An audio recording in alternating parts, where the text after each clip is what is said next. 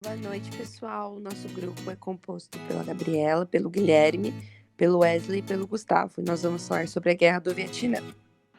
Boa noite, pessoal. Para a gente entender primeiro a Guerra do Vietnã, a gente precisa entender que o Vietnã, o Laos e o Camboja, eles faziam parte de uma região da Ásia que era chamada de Indochina.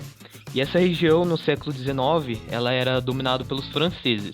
O Japão, que estava lutando na Segunda Guerra Mundial, que vai de 1939 a 1945, irá dominar essa região da Indochina.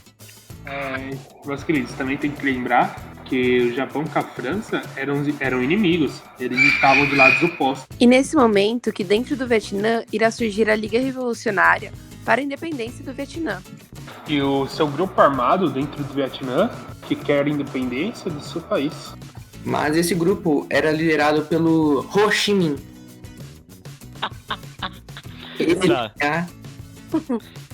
E esse Ho Chi Minh aí, ele era um líder de guerrilha e ele era um líder militar também.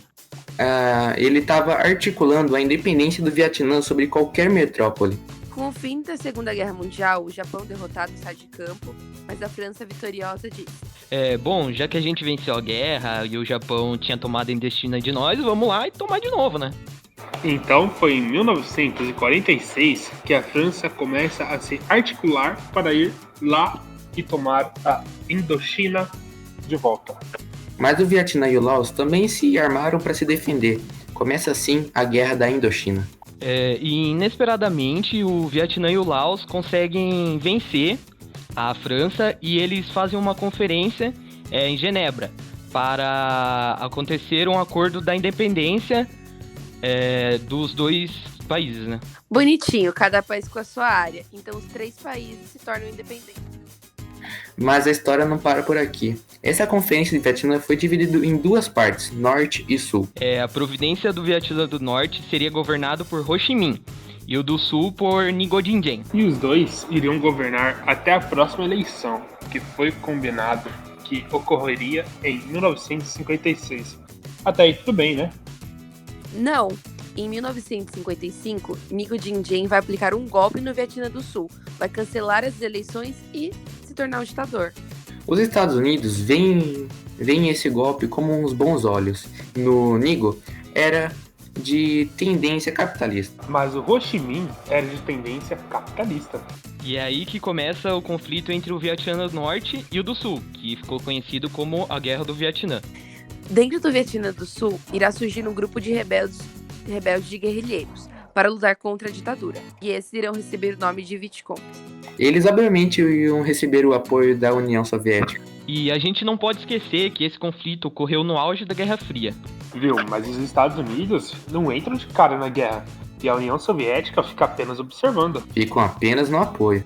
No primeiro ato dos Estados Unidos, eles mandaram cerca de 15 mil conselheiros militares. Mas, em 1964, um navio foi afundado próximo ao Vietnã. E adivinha quem foi acusado? Os Vietcongs.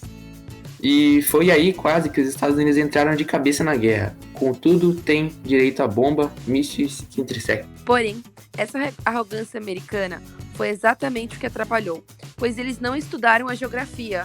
São loucos. Vale lembrar que a população apoiava os Vietcongs, e isso ajudaram muito eles, como por exemplo, não passando informações, escondiam, etc. Ou seja, somando tudo isso, os Estados Unidos estava lascado, porque os Vietcongs conheciam o território e começaram a se organizar táticas cabulosas. Como aquelas armadilhas que ficaram bem famosas nessa guerra, com espinhos, túneis que os americanos não conheciam, etc. Essa resistência deles ajudaram eles a aguentar um pouco mais essa guerra. E os Estados Unidos estavam cada vez perdendo dinheiro e investimento. A população norte-americana estava se cansando, pois estavam passando por um momento muito importante internamente, como o combate ao racismo, a chegada ao homem à lua, etc. Então, em 1964, houve várias manifestações populares contra a guerra, implorando a saída dos Estados Unidos. Mas em 1973, com mais de 60 mil soldados mortos, mais de 300 mil feridos, os Estados Unidos começam a se retirar da guerra. E em 30 de abril de 1935 é declarado o fim da Guerra do Vietnã. E o mais engraçado é que com o fim dessa guerra, mesmo os Estados Unidos tomando um pau, eles se declararam os vencedores da guerra, sem sentido nenhum. Cômicos. Mas por fim, o Vietnã se unificou, se tornando um grande país de tendência socialista.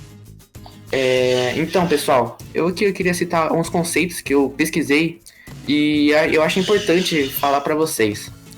Um deles é o conceito que o conflito do Vietnã é descrito como uma guerra de procuração.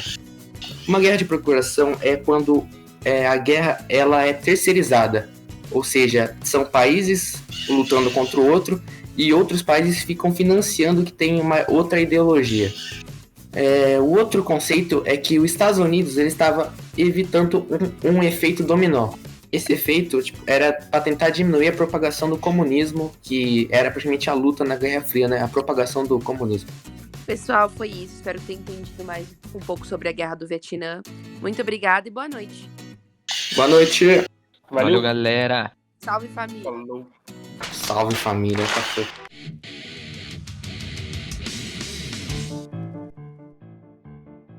Tá gravando já. Supostamente tá gravando. Boa Vai, noite. Gabi, pode começar. Boa noite, pessoal. Vai, Gabriela. Bota. Boa noite, Pior pessoal. eu que vou ter que cortar tudo. Eu Nossa, posso falar, Wesley? Eita, Wesley. Vamos ficar todo mundo mutado aí, na moral. Vai. Dentro do Vietnã... Ai, minha cachorra puta tá latindo, peraí. Não, tá errado essa parte. Ajudaram muito eles.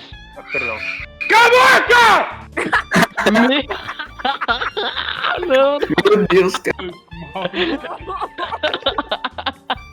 Cara louco. Esqueci de apertar o... Cara maluco. On a highway through the skies, someday, so